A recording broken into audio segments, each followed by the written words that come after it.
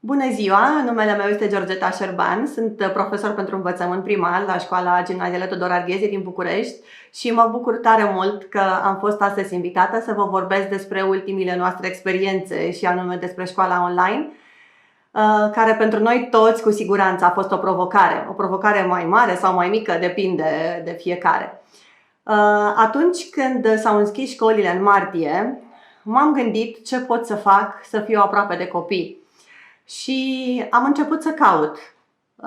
Am căutat și am găsit multe platforme educaționale pe care putem lucra, dar una mi-a atras în mod special atenția și este vorba de platforma Kinderpedia, care mi-a atras atenția datorită faptului că este o platformă simplu de folosit, este o platformă foarte colorată și mai ales pentru profesorii de învățământ primar, pentru noi învățătorii sau pentru educatori este foarte indicat de folosit această platformă și pentru faptul că pe această platformă putem intra online folosind aplicația Zoom direct de pe platforma Kinderpedia, astfel suntem mult mai în siguranță datorită faptului că intrăm prin Kinderpedia.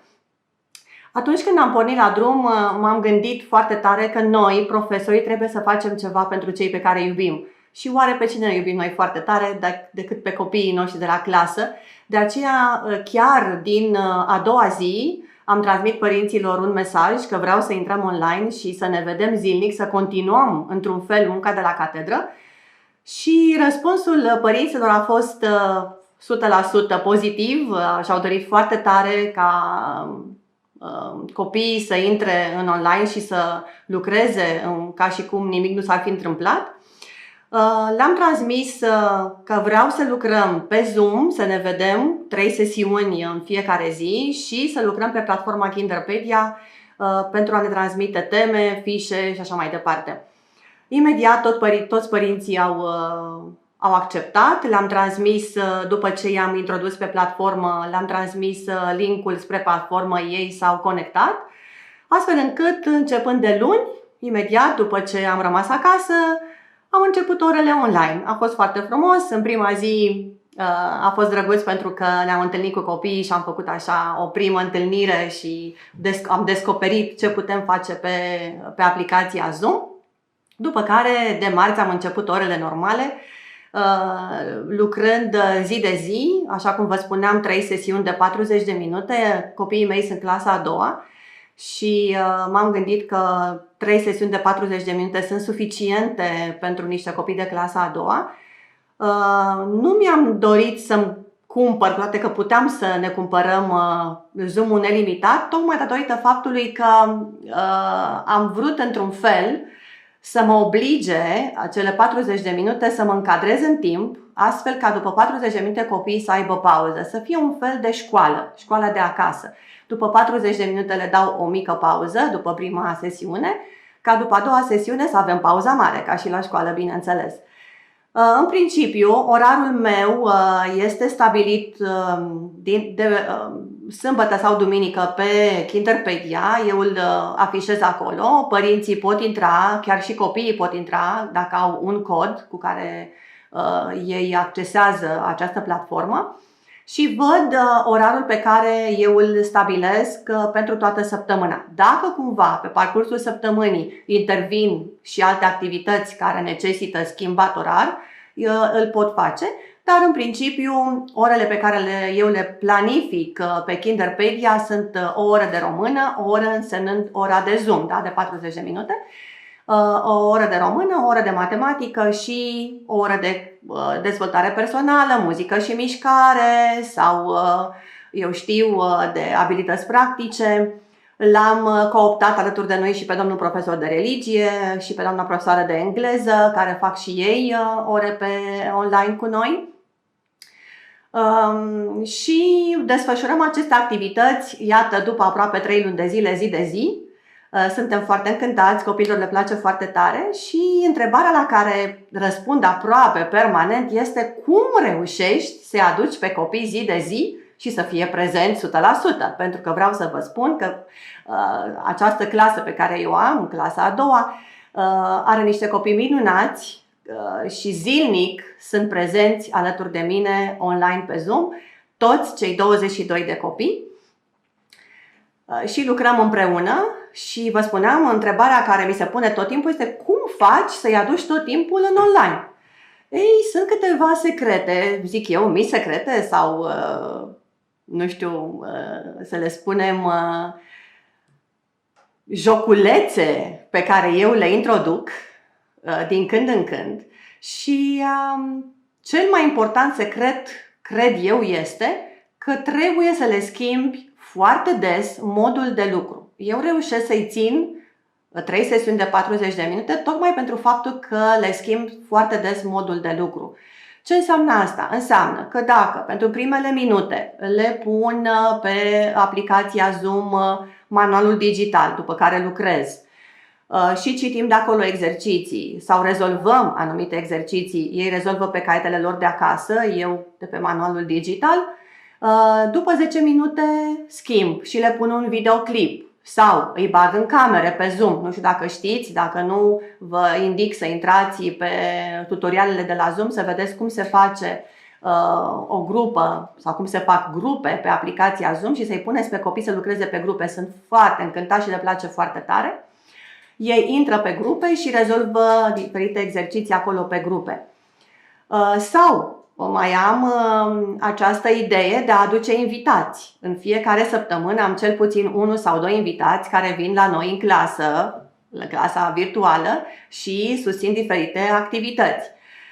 De asemenea, avem un proiect foarte interesant la care îl țin foarte mult, este proiectul meu de suflet, care se numește Profesor pentru o oră, unde invitați a fi profesori sunt chiar părinții copiilor sau copiii din clasă, ce susțin lecții pe care ei și le aleg. Până acum am avut destui părinți și copii care au susținut lecții la școală, în realitate, dar acum în online i-am adus și pe ei și au susținut până acum destui părinți și destui copii aceste lecții. Cred că acesta este un secret pentru a-i ține pe copii atât de mult pe platformă și pe aplicație în online, faptul de a le schimba tot timpul exercițiile, de a face cât mai multe tipuri de exerciții. De asemenea, le-am dezvoltat foarte, foarte mult competențele digitale. Le trimit foarte multe teste pe care ei le completează în online sau facem diferite activități. De exemplu, am avut ultima lecție pe care am pregătit-o foarte, foarte mult și la care am lucrat eu foarte mult, a fost aceea de lectură. Au avut de pregătit lectura Heidi, Fetița Munților. După ce am lucrat la clasă 20 de minute, am citit din această cărticică, le-am pus videoclipuri cu desene animate Heidi, le-am dat fișe de colorat, le-am dat fișe de completat. Au avut ca temă de făcut acasă un rezumat al capitolelor. Fiecare copil a primit numărul unui capitol. Norocul nostru a fost că au fost chiar 22 de capitole cât suntem noi în clasă. A primit de citit un anumit capitol, de făcut un desen și un rezumat. După care eu am adunat aceste desene, adunat tot în online, bineînțeles. Ei mi-au trimis mie pe Kinderpedia, pe teme, mi-au trimis aceste lucrări și le-am adunat și le-am pus într-o cărticică pe Story Jumper și am format cărticica clasei noastre, pe care cu plăcere vă prezentăm dacă vreți să o vedeți. Este o cărticică făcută din tot sufletul. Ce vreau să vă spun este că în aceste ore online sunt niște pași de urmărit. Cum fac eu? Vă spuneam că sâmbăta și duminica îmi pregătesc orarul. Mă gândesc cum să-mi pun orele în așa fel încât să nu fie plictisitor. Dacă într-o zi am pus dezvoltare personală, în cealaltă zi pun muzică, apoi pot să pun muzică și mișcare, apoi lucru manual și așa mai departe. Dar dimineața, înainte de a începe orele, mă gândesc cum să fac, de exemplu, astăzi ora de limba română. Și am câteva întrebări pe care mi le pun mie înainte. ce vreau să fac, cum vreau să fac și de ce vreau să fac tot ceea ce mi-am propus. La întrebarea ce vreau să fac, mă gândesc ce temă am de făcut pentru astăzi, urmărim programa, bineînțeles, pentru că noi am urmărit programa aceste luni, ce am de făcut, cum vreau să fac această lecție și mă duc și descarc sau pun pe laptop mult mai multe pagini de pe care vreau să lucrez.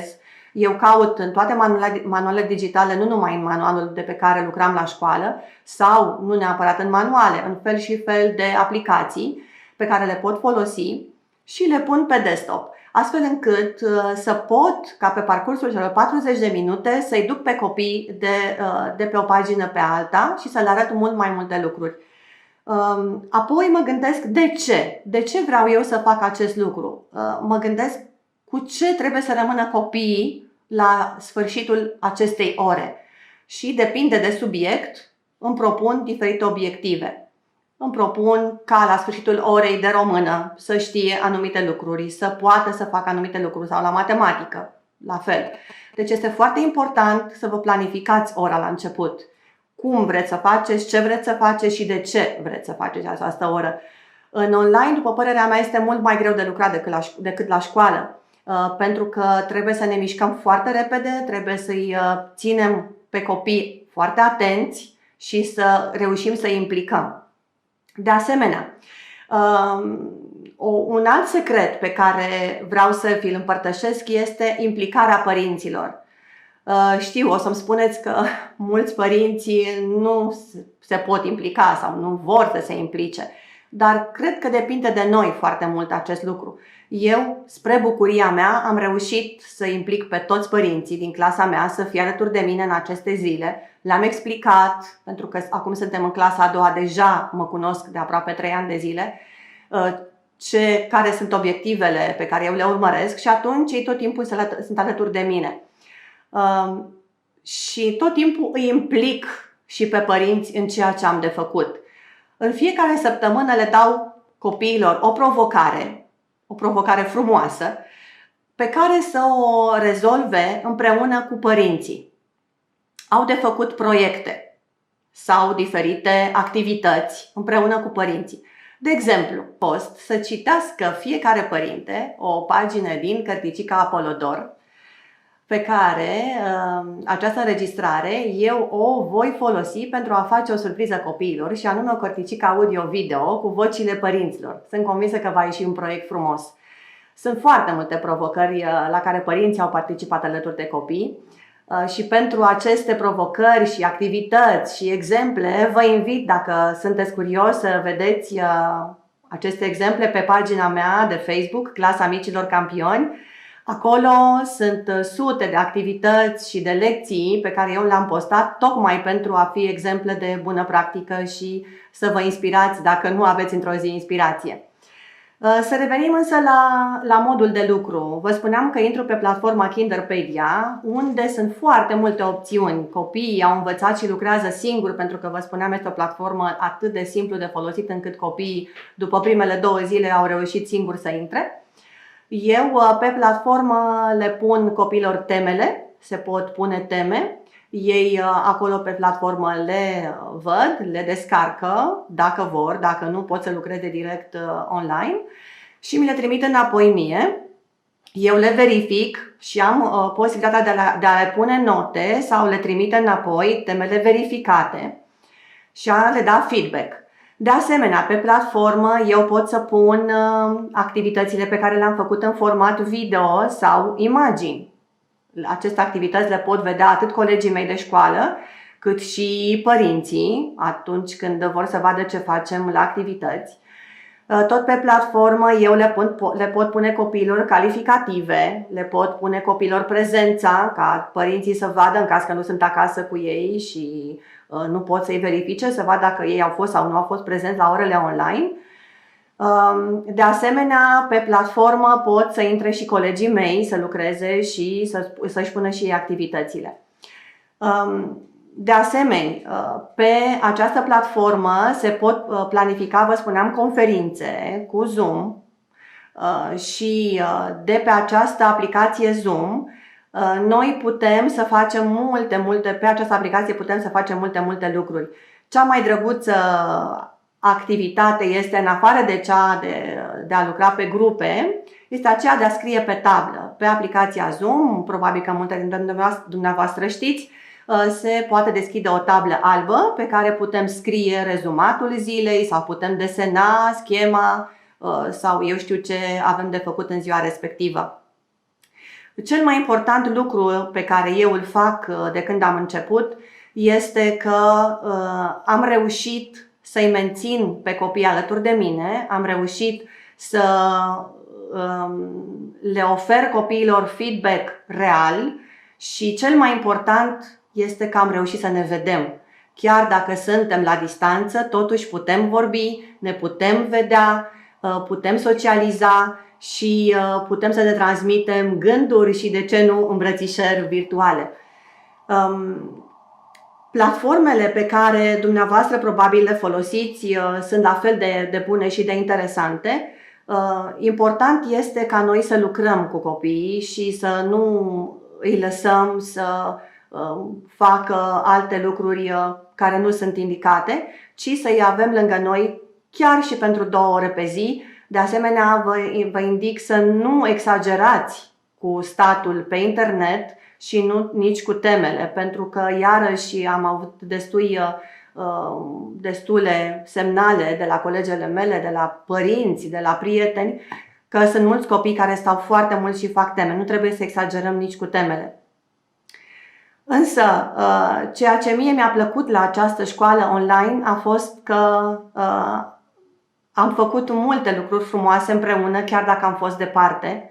Și se pot face lucruri frumoase împreună, iar dumneavoastră cu siguranță ați desfășurat aceste activități și știți foarte bine că este atât de greu să facem aceste ore online, este mult mai greu decât la școală. Chiar mă întreba cineva cum ți se pare diferența între școală și online. Este mult mai greu pe online, în primul rând pentru că trebuie să te pregătești foarte bine cu ceea ce ai de spus copiilor, cu ceea ce ai de arătat copiilor ca să nu se plictisească și pentru că trebuie să stai foarte mult timp cu ochii în calculator. Dar ce nu facem pentru copii atunci când îi iubim? Lecțiile mele în online, vă spuneam că se bazează foarte mult pe diverse aplicații. Ca și exemple de aplicații, eu vă pot da foarte multe, dar cred că dumneavoastră știți deja. Una dintre aplicațiile pe care eu le folosesc foarte des și care ne place foarte mult este Spinner Online, unde copiii sunt puși și spinnerul îi alege la întâmplare să răspundă la o întrebare sau să rezolve un exercițiu. Chiar așa puteți să scrieți pe internet, Spinner Online. Altă aplicație pe care o știți cu siguranță este Kahoot-ul, WordCloud sau WordWall, Padlet-ul și multe altele. Sunt sute de aplicații care au apărut acum în ultimul timp, dar cu siguranță dumneavoastră aveți deja foarte multe pe care le-ați încercat. Și pentru că vreau să închei această mini-lecție a mea de școală online, vreau în continuare să-i dau cuvântul colegului meu care se ocupă de platforma Kinderpedia să vă spună mai multe detalii tehnice pe care unele de dumneavoastră le știți sau nu și pe care vă sfătuiesc să le aplicați și să lucrați pe această platformă, că o să vă placă cu siguranță. Și dacă vom continua școala online și din toamnă, vă doresc din suflet succes să lucrați cu copii online, chiar dacă vi se pare greu. Nimic nu este greu atunci când o faci din suflet. Vă mulțumesc, la revedere!